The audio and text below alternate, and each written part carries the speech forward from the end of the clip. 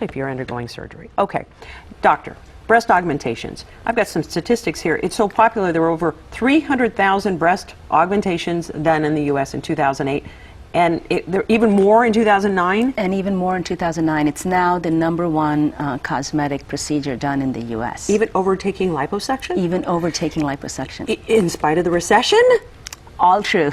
Okay, well, what's the point? Do people just want to, I don't know, make themselves feel better?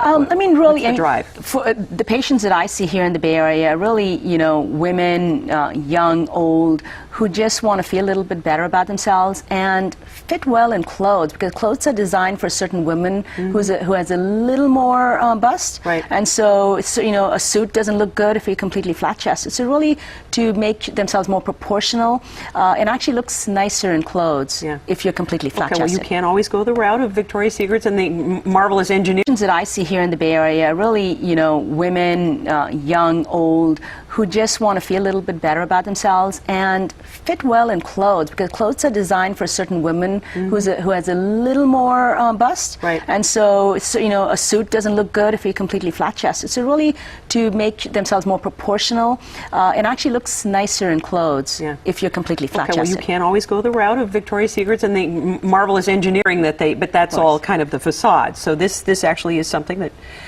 all right, you brought some samples here.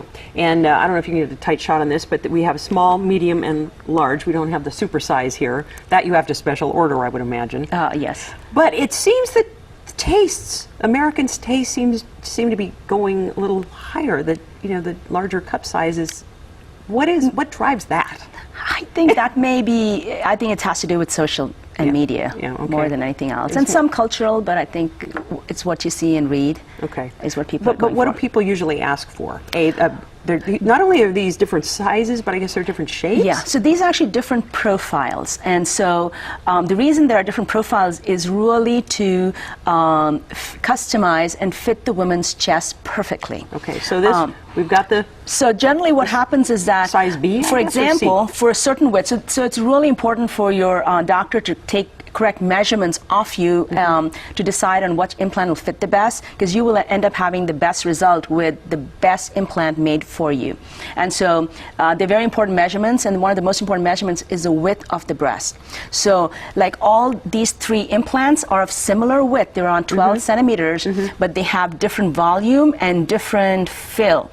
As you see, this would be maybe an A cup, B cup, and a C or D cup, depending on the size of the woman. Okay, and what about saline versus silicone? This was a very controversial issue years ago. So now, about the last 4 years, silicone is back in the market. The FDA did some extensive studies for 10 years during the 90s. Now it's been shown that it really does not cause any illness, like, you know, no cancer, no arthritis, and things like that. And so deemed safe enough to come back in the market. And so in my practice, I do, it's nearly a 50-50 split. I do about 50% silicone and still 50% saline. So what are some of the biggest complaints of silicone versus the saline these days? Really, with silicone, it does feel a little more natural and looks more natural, and that's a benefit of the silicone. It does have a slightly higher incidence of something called capsular contracture, or your body forming scar tissue around the implant. It's a slightly higher incidence than with saline. So that's like the cost-benefit ratio. But I've heard complaints about saline that they just don't feel natural. So what you get with saline is that it may feel a little less natural, especially if you're very small-breasted and you're going for a larger cup size. That's where the difference between saline and silicone becomes more evident. But if you are a B cup woman and you want to go to a C cup, you know, saline and silicone. At the moment, these implants, these are called cohesive gel implants, are out. So this is more gel-like. So even if you did have a break in the implant, it's not a liquid, doesn't leak out, but can slowly ooze out. Whereas the gummy bear implant is a completely solid implant, kind of like what you think about when you think about a gummy bear.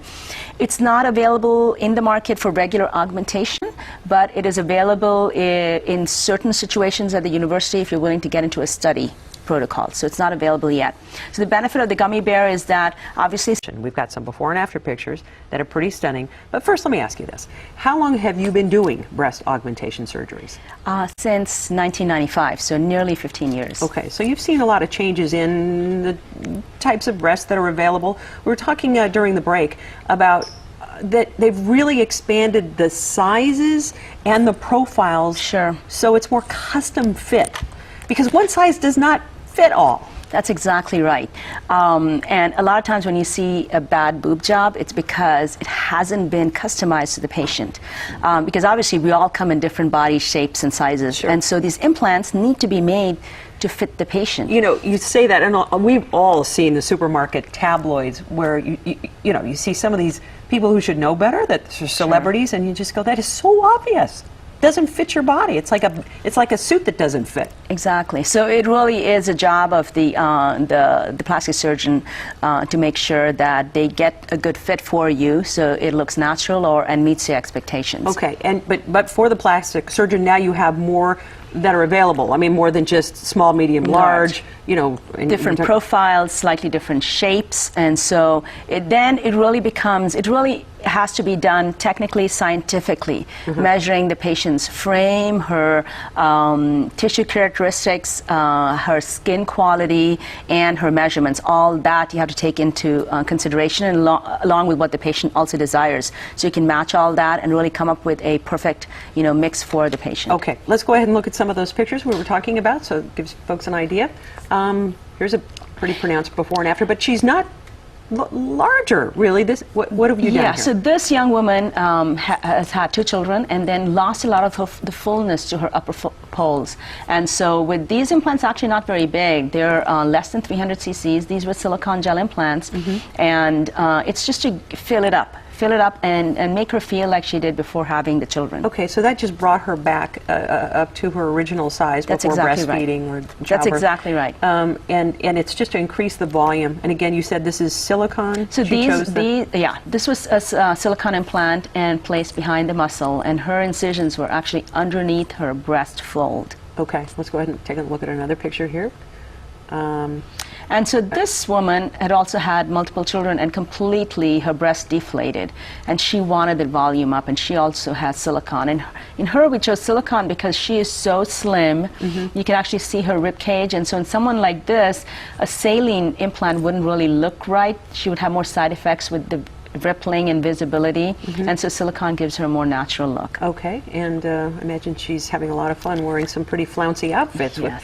And this last picture So here. this last young lady, we actually chose a saline implant for her because we just went up, a cup size or so, and these are not very large implants, but this saline actually looks and will look and feel very natural in her because she has some tissue with covering her breasts and good quality skin, and so the saline looks very good in her. Okay, so let me ask you just briefly, we're running out of time, but there are different techniques. One is under the muscle. You can either go under the muscle or go over the muscle, and there's a newer technique where you go what's called dual plane. You take advantage of both the under and the behind, and then for certain women they would be the perfect candidate for a dual plane technique. And we need to talk about this. It's very important to have the mammograms, and you have a baseline established first, right? Exactly. Because you want to be sure that you aren't missing anything. So it's mammograms generally recommend for women who've reached 40, because before that the breast is really too dense and you can't see very much.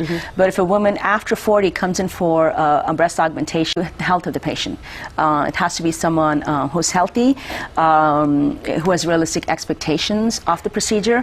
And lastly, you have to understand that the implants are not lifetime devices. That means in the future they will need to replace the implants. So someone who's willing to do that. Okay, and we did see some, those were mostly all mommy makeovers, so this is very popular with people who just, want to reclaim what they lost. Exactly. Okay.